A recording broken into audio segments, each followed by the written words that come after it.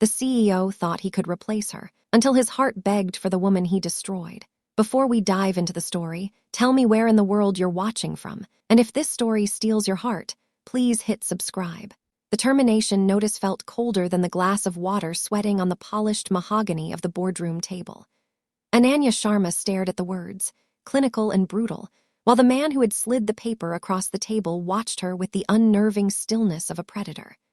Alessandro Rossi, the man she had helped build an empire, the man who had placed a ring on her finger 3 months ago, did not blink.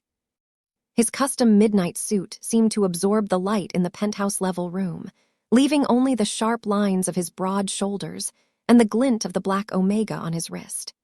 His steel-gray eyes, a legacy of his Italian and Ghanaian heritage, held no warmth, no flicker of the history they shared, only the flat, final judgment of a king exiling a courtier. The air, thick with the scent of rain against the towering windows, and the faint, expensive smell of his cologne, crackled with the things left unsaid between them.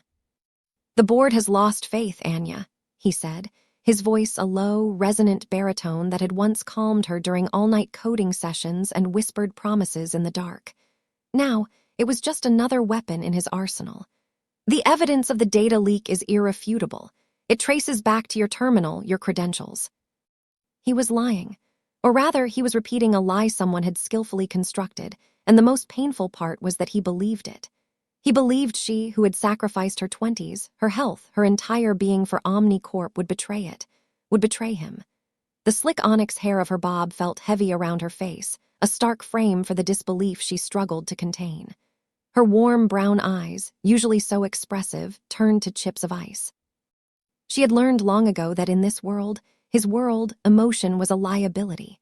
She pushed the termination papers back toward him, her gesture calm and deliberate, a stark contrast to the maelstrom in her chest. A faint, silvery scar at her wrist, a relic from a server crash years ago where she'd worked until she collapsed from exhaustion, seemed to pulse with a phantom ache. It was a mark of loyalty he had forgotten. "You and I both know this is a fabrication, Sandro," she stated, her voice even. "Someone framed me, and you are letting them win." "I am protecting my company," he countered, his words sharp as shattered glass. "That is my only priority. It should have been yours." That was the final blow. Her priority, as if she had done anything else for the past 7 years. She stood, the silk of her blouse whispering against the tailored charcoal of her blazer. She looked past him at the rain-streaked panorama of the city below, a kingdom she had helped conquer, now lost to her. She left the ring, a diamond as cold and clear as his ambition, on the table beside the papers. She did not look at him again as she walked out of the boardroom, out of the company, out of his life. The click of the door closing behind her was the sound of an ending so absolute it felt like a death. 6 months later, the smell of ozone and solder had replaced the sterile, climate-controlled air of OmniCorp's headquarters. Anya had found a strange sort of sanctuary in the cavernous, gritty space of the forge, a warehouse incubator buzzing with the chaotic energy of creation. Here, she was not the disgraced ex-COO, but a mentor, a guide, a quiet force helping scrappy founders navigate the treacherous waters of venture capital and product development.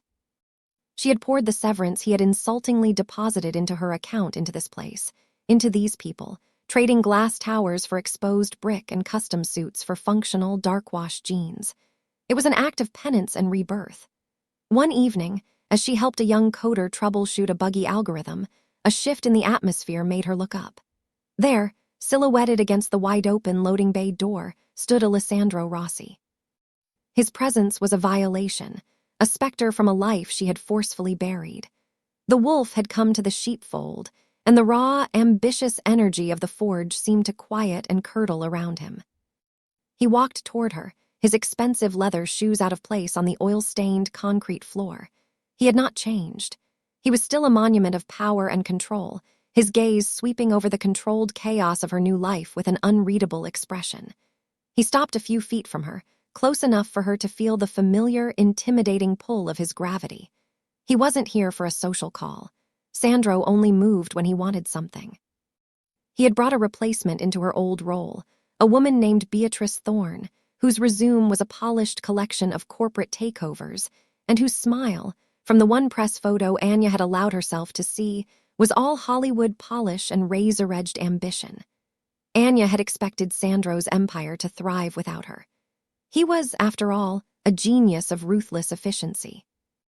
"Ananya," he began, his voice the same low rumble that haunted her sleepless nights. It was the first time he had spoken her name in half a year. "What do you want, Sandro?" she asked, her tone clipped. She refused to give him the satisfaction of seeing her falter. She crossed her arms, a defensive posture she hadn't needed until he reappeared. "I have a problem," he admitted, and the words seemed to cost him. "The Chimera platform, the core architecture is destabilizing. The launch is in 3 weeks. It's a billion-dollar vertical." Chimera, her project, her brainchild, the most complex and elegant system she had ever designed, an integrated network so intricate that only she and a handful of senior engineers she had personally trained could navigate its depths. The thought that it was failing was a painful twist in her gut, a betrayal secondary only to his. "And your new COO?" Anya asked, the question laced with acid. "I hear she's perfect." A muscle tightened in his jaw. "Beatrice is an excellent strategist. This is a legacy issue, a technical one." He was hedging, refusing to admit his mistake, refusing to admit the woman he'd chosen to replace her was failing. "I need you to look at it. As a consultant, name your price." The sheer arrogance of it stole her breath. He had publicly branded her a traitor, shattered her reputation, broken her heart, and now he stood in her sanctuary asking her to save him. To save the very empire he had chosen over her. The hurt, which she had carefully packed away into a small, dense ball in her chest, threatened to unravel. But alongside it, a cold, clear anger began to rise. He thought he could just walk back in, dangle a paycheck, and she would come running, eager to fix the mess he had made. He still saw her as a tool, an asset to be deployed, rather than a woman he had destroyed. The young coder she had been helping was watching them, his eyes wide. Everyone in the forge was watching. This was her space, her new life. He would not contaminate it. "No," she said. The word was quiet, but it echoed in the sudden silence of the warehouse. Sandro's expression shifted. It was not anger, but a flicker of genuine surprise, as if the possibility of her refusal had never entered his calculations. "I'm not asking." "And I'm not accepting," she replied, her gaze unwavering. She turned her back on him, a gesture of finality she had not been afforded 6 months ago. "The price for my work, Sandro, is trust. You spent yours. Find someone else to fix your broken toys." She walked away, the weight of his stare like a physical pressure on her back, leaving the most powerful man she had ever known standing alone in the middle of a world that no longer belonged to him. Sandro Rossi was not a man who took no for an answer. The word was an anomaly in his vocabulary, a discordant note in the symphony of power and compliance he conducted daily. Anya's refusal was not just an inconvenience, it was a challenge, a disruption to the fundamental laws of his universe. He had left the forge that night with a cold knot of fury in his gut, but beneath it lay a disquieting and unfamiliar feeling, a sliver of desperation. He returned to his sterile penthouse, the city lights glittering like a carpet of scattered diamonds below, and found the silence suffocating. For the first time, he noticed the dust gathering on the black lacquer of the grand piano, an instrument he had bought for her, but that neither of them ever played. It stood as a silent monument to a future he had dismantled with his own hands. His new COO, Beatrice Thorne, was everything on paper that Anya was not. She was a networker, a political animal, her connections as flawless as her bone structure. But she lacked Anya's visceral, intuitive understanding of the technological heart of Omni Corp. Beatrice managed people, Anya had built worlds. He did not approach Anya directly again. Instead, he began to move in the shadows of her new life, a ghost of influence she could feel but not see. He used the vast resources of Omni Corp's research division to learn everything about the forge and the fledgling companies within it. He discovered one of her most promising mentees, a young woman developing a revolutionary new battery technology, was being strong-armed by a predatory venture capitalist named Marcus Thorne, Beatrice's cousin, he noted with a grim lack of surprise. Marcus was known for bleeding startups dry with predatory term sheets. Sandro made a single phone call. It was not to a lawyer, but to his uncle, a man who still lived by the old codes of their family, a man whose business was measured not in stock prices, but in loyalty and fear. 2 days later, Marcus Thorne abruptly withdrew his offer, his face pale and his hands shaking during his final, terse video call with Anya's mentee. He offered no explanation, and the young founder, ecstatic and relieved, credited Anya's brilliant negotiating strategy. Anya knew better. She felt the invisible hand of Sandro's protection, and it was as unnerving as it was effective. It was a clear, unmistakable message. I am still here. I can still control your world. His next move was more direct. An 8-figure sum of money appeared in her personal bank account, the wire transfer memo line reading simply, "Retainer." There was no contract, no negotiation. It was an imposition, an act of financial dominance. Alongside the money came a delivery to the Forge, a series of encrypted, proprietary OmniCorp servers and a hardline terminal that would give her a secure, untraceable link directly into the Chimera project's core code. He was not asking her to come back to his world.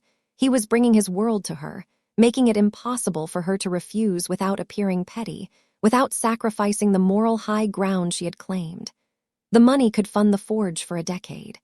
The technology she could use to help every startup under her guidance. He was tempting her not with what she wanted for herself, but with what she wanted for others. It was a masterclass in manipulation, and she hated him for it, even as a part of her grudgingly admired the strategic brilliance. She found herself sitting before the terminal late one night, the rest of the warehouse quiet except for the hum of machinery and the distant sound of rain against the corrugated metal roof. The money was a problem she could deal with later, a dragon she could slay another day. But the code was a siren's song. Chimera was her symphony, and someone was playing it horribly out of tune. To ignore its distress was a betrayal of her own creation. With a sigh that carried the weight of her conflicted heart, she logged in. The moment she was inside the system, the rest of the world fell away. The familiar architecture of the code was like a second language to her, and she moved through it with a speed and fluency that felt like coming home. But it was a home that had been ransacked. Files were corrupted, protocols were failing, and a subtle, insidious virus was replicating itself through the deepest layers of the system, a virus designed not to destroy, but to degrade. It was slow, systemic sabotage. The temptation to fix it, to restore the elegance and order she had designed, was overwhelming. She worked for hours, her fingers flying across the keyboard, her mind consumed by the puzzle. She was so engrossed, she didn't hear him approach until he spoke, his voice pulling her from the digital depths. "I knew you couldn't resist," Sandro said from the doorway of her small office. He was holding 2 cups of coffee, the steam rising in the cool air. He placed one on her desk. It was exactly how she used to take it, black, with a single spoonful of raw sugar. The fact that he remembered such a small detail was an unexpected, painful intimacy. She didn't look at him, her eyes still on the screen. "This isn't for you," she said, her voice tight. "It's for the work. I won't let someone destroy it." "The distinction is irrelevant to me," he replied, leaning against the doorframe, his large frame filling the space. "As long as it gets fixed." He was wrong. The distinction was everything. This was her reclaiming her legacy, not serving his ambition. Yet she was doing exactly what he wanted. He had asserted his dominance, provided his protection, and laid a trail of temptation she had been unable to resist. He was drawing her back into his orbit, not with force, but with the irresistible gravity of a shared past and a puzzle only she could solve. She sipped the coffee. It was perfect. She hated it. She hated that he was here, that he was right, and that some broken, treacherous part of her was glad to see him. The lines were blurring, and the carefully constructed walls around her heart were beginning to feel terrifyingly fragile. He was a danger she had sworn to escape, but here she was, willingly letting him back inside. The deeper Anya delved into the Chimera code, the more a chilling certainty took hold. The decay wasn't random. It was elegant, methodical, and maliciously intelligent. It was sabotage designed by an expert, someone who not only understood her work but had studied it intimately. The intruder had used backdoors she herself had built for emergency diagnostics, twisting her own meticulous craftsmanship into weapons against her creation. Late one night, fueled by coffee and a cold, burning rage, she found the signature, a ghost in the machine. It was a fragment of recursive code, a digital fingerprint so subtle it was almost invisible. And it was designed to perfectly mimic her own coding style from 3 years prior. The evidence used to frame her hadn't just been planted. It had been masterfully forged by someone with access to her entire history at OmniCorp. The past was no longer just a painful memory. It was an active crime scene, and she finally had the proof that she was the victim, not the perpetrator. She called Sandro at 3 a.m, not caring if she woke him. He answered on the first ring, his voice clear and alert as if he had been waiting. "I found it," she said, her voice tight with a mixture of vindication and fury. "It's sabotage, deliberate, and it was designed to look like me." She explained her discovery, her words tumbling out in a torrent of technical jargon that he followed without interruption. When she was finished, the silence on the line was heavy. "Send me the data," he said finally, his voice a low, dangerous growl she knew all too well. It was the voice he used just before he destroyed a competitor or dismantled a hostile takeover. "I'm coming over." He arrived in less than 20 minutes, looking as if he had just stepped out of a boardroom, his suit immaculate despite the ungodly hour. He came into her small office in the forge and stood behind her, his presence a heavy weight in the cramped space as he reviewed the data she had pulled onto the main screen. He said nothing for a long time, his steel-gray eyes tracking the lines of code, the muscles in his jaw clenching and unclenching.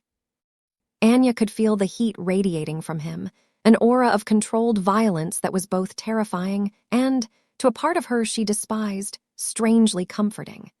He had believed the lie, but now he was face to face with the truth, and she watched as the cold logic of the evidence dismantled his certainty. "Who," he asked, his voice rough, "who had this level of access, this skill?" "Very few people," Anya replied, turning in her chair to face him. The proximity was unsettling. "The senior architects I trained, the R&D leads, and whoever replaced me." Beatrice Thorne. Her name hung in the air between them, an unspoken accusation. Sandro's face was a mask of stone, but she could see the storm gathering in his eyes. He had been played. His ruthless trust-no-one policy had been turned against him, used to oust the one person in his organization who had been unconditionally loyal. He looked away from the screen, his gaze falling on her, truly seeing her for the first time since he had walked back into her life. He saw the exhaustion etched around her eyes, the fierce intelligence that burned within them, and the lingering pain he had put there. His expression softened, a barely perceptible shift, but it was enough to crack his impenetrable facade. "My family," he began, his voice dropping, becoming more personal than she had heard it in years. "When I was a teenager, my father's most trusted advisor, a man who was like an uncle to me, sold him out to a rival family. It was a bloody, brutal betrayal. People died. My father survived, but he was never the same. He taught me that loyalty is a commodity and trust is a fatal flaw in our world. You trust no one. You verify everything. If there is even a hint of betrayal, you cut it out, swiftly and without mercy. No second chances." He was not making an excuse, but offering an explanation, revealing the wound that festered at the core of his being. He had been raised in a world where a single misstep in trust could mean death, and he had applied that brutal calculus to their relationship. "When they brought me the evidence against you," he continued, his gaze intense, "it looked perfect. It fit the pattern. It confirmed my deepest fear. Believing it was easier than confronting the possibility that my entire system was wrong." He reached out, his hand hesitating for a moment before his fingers gently traced the faint scar on her wrist. "I never asked," he said softly. "This." Anya didn't pull away. "The series of funding had just come through," she recounted, her voice quiet. "We were scaling too fast. The primary server farm crashed on a Friday night. It would have wiped out everything, the whole company. I stayed here at the old office for 48 hours straight, rebuilding the core database from the backup tapes by hand. Ended up in the hospital with an 4 in my arm for dehydration and exhaustion. But I saved it." She looked down at the scar, a pale line against her skin. "This is a reminder of that, of what I was willing to give for this company, for you." The truth of her words, of her sacrifice, landed on him with the force of a physical blow. The weight of his regret was a visible thing, settling on his broad shoulders. He had taken her unwavering loyalty, her very lifeblood, and thrown it away because of the ghosts of his own past. The wound he had revealed was deep, but the one he had inflicted upon her was deeper still. In the silence of the warehouse, surrounded by the evidence of a corporate conspiracy and the ruins of their personal history, something shifted between them. It was not forgiveness, not yet, but it was understanding. And it was the first, fragile step toward a reckoning that was now inevitable. The digital trail Anya had uncovered was a tangled web, but at its center, they both knew, was Beatrice Thorne. Proving it, however, required more than lines of code. It required getting inside Beatrice's personal network, a fortress of firewalls and encryption. It required a plan that was more espionage than corporate governance. The annual Zenith Charity Gala, the glittering pinnacle of the city's philanthropic and corporate calendar, presented the perfect opportunity. It was an event Anya had once flawlessly orchestrated as COO, a night of forced smiles and strategic alliances she had despised. Now it was their hunting ground. Beatrice would be there, networking, cementing her position, her guard lowered amidst the champagne and accolades. To get close enough to her, to plant the device they needed to clone her phone's data, they had to be more than colleagues. They had to be a couple. "You can't be serious," Anya said, looking at the invitation Sandro had placed on her desk. The embossed lettering seemed to mock her. "Us, together, after everything, everyone will be watching." "That's the point," Sandro replied, his gaze intense. "We walk in together on my arm, a picture of reconciliation. It will be the talk of the night. It will put Beatrice on the back foot, make her question what I know. While she's off balance, you get close to her. Her clutch purse will be on the table. You just need 3 seconds." It was a cold, calculated plan, and it required her to play a part, to pretend the heartbreak and betrayal were nothing more than a temporary disagreement between lovers. It was a bitter pill to swallow. Yet, the thought of exposing the woman who had stolen her life, of clearing her own name, was a powerful motivator. Walking into the grand ballroom on Sandro's arm felt like a surreal dream. The room, dripping with crystal and filled with the city's most powerful figures, fell into a hushed murmur as they entered. She was wearing a deep sapphire gown that Sandro had sent over, a dress that was both elegant and armor-like. His hand rested possessively on the small of her back, a warm, solid pressure that sent a confusing jolt through her. They were a performance, a carefully constructed fiction, but her body betrayed her, reacting to his proximity with a memory of intimacy that her mind fought to reject. He leaned down, his lips brushing her ear, his breath warm. "Smile," he whispered. "You are the queen returning to her throne." The night was a blur of champagne, air kisses, and veiled questions from people who had pitied her 6 months ago and now looked at her with a mixture of confusion and renewed respect. She and Sandro moved through the crowd as a single, formidable unit, the power couple they were always meant to be. He never left her side, his presence a constant protective shield. When they finally found Beatrice, she was holding court near the silent auction, a vision in pale gold, her red-lipped smile tightening fractionally when she saw them. Sandro engaged her in a conversation about quarterly projections, his voice smooth and charming, while Anya complimented her dress. It was a masterful dance of corporate pleasantries laced with deadly intent. Seizing a moment when Beatrice turned to greet a donor, Anya's hand deftly slipped into action, her fingers brushing against the designer clutch on the table. It was over in seconds. The tiny, wafer-thin cloning device was attached, invisible to the eye. Later, on a crowded balcony overlooking the city, the chill of the night air a welcome relief, Sandro cornered her. The performance was over for a moment, and the reality of their situation settled between them. "It's done," she murmured, not looking at him. "I know," he said. He took her hand, his thumbs stroking the back of it. "Anya, when this is over, I will burn them all to the ground for you, Thorne, her cousin, the rivals who funded them. I will destroy their companies, their reputations, their lives. I will give you back everything they took and more. That is my promise." His words were a dark vow, spoken with the absolute certainty of a man who had the power to make it a reality. And in that moment, under the distant stars, with the sounds of the party a dull roar behind them, the line between the performance and reality vanished. She looked up at him, at the raw emotion in his steel-gray eyes, and she saw not the ruthless CEO or the mafia scion, but the man she had fallen in love with, a man drowning in a regret so profound it was changing him. She leaned in and kissed him, a kiss that was not part of the act but a surrender to a truth she could no longer deny. It was a kiss of forgiveness and fire, a reclamation of all the moments they had lost.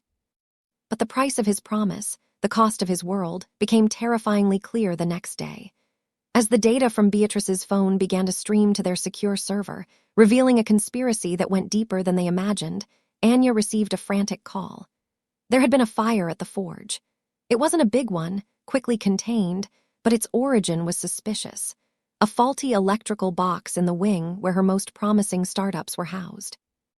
No one was hurt, but the message was as clear and as violent as a physical blow. It was from Sandro's enemies, the ones his family had crossed for generations, the rivals who saw his distraction with Anya as a weakness to be exploited. They were not targeting him. They were targeting her, targeting the new life and the people she had sworn to protect. Sandro's promise to keep her safe now seemed hollow.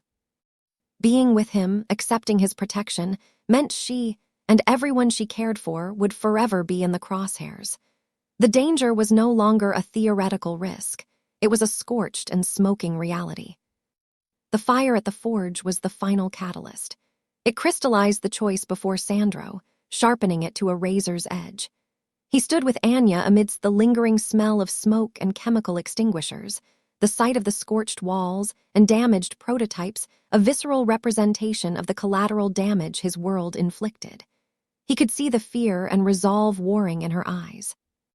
The old Sandro, the man his father had raised him to be, would have responded to this threat with overwhelming, clandestine violence. He would have made calls, dispatched men who operated in shadows, and the problem would have been eliminated, leaving behind nothing but whispers and disappearances. It was the Rossi way, the efficient, brutal code that had preserved his family's power for a century.